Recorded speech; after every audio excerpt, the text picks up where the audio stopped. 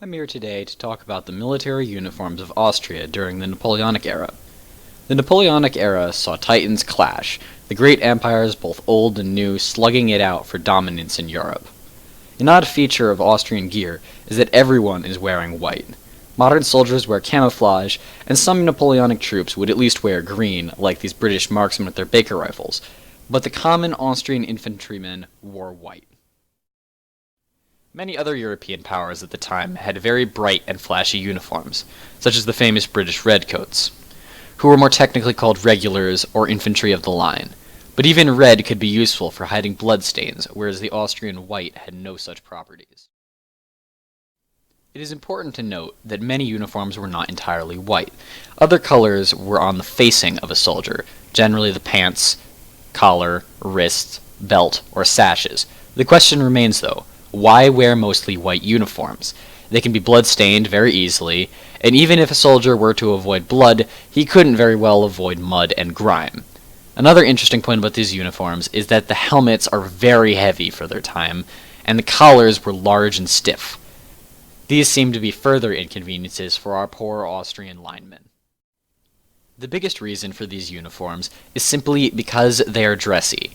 To quote the military historian Christopher Duffy in his book Instrument of War, white stood out in the field, where one of the functions was to make a good show. In the course of time, coats of blue faded badly, those of pike gray turned a dirty ashen color, and those of green assumed a tinge of yellow, while repairs were too evident on dyed coats of any kind, and added to the general look of shabbiness. Coats of white, on the other hand, could always be worked up with chalk to make them look new and brilliant. Austria was an old, rather wealthy empire steeped in tradition. The position of a border between East and West gave it wealth and a large number of people of many different nationalities. So what better way to flaunt your wealth than to equip your troops in their quote-unquote Sunday best? European line infantry of the time do not need to hide. In fact, hiding is against their very purpose. As a line infantry, you have one job: hold your line. These men are taught to stand in a line, stare at the enemy, get shot at, shoot back, and eventually might charge the enemy to finish them off with their bayonets. It may just be a quote from a game, but it is nonetheless true. Line infantry are the bulk of an army, doing a good deal of the killing as well as most of the dying. Artillery may blow up the man beside you, but you have to grit your teeth and bear it. Cavalry may charge you in a ferocious storm, but you cannot yield. Snipers may pick you off one by one, but you cannot retreat.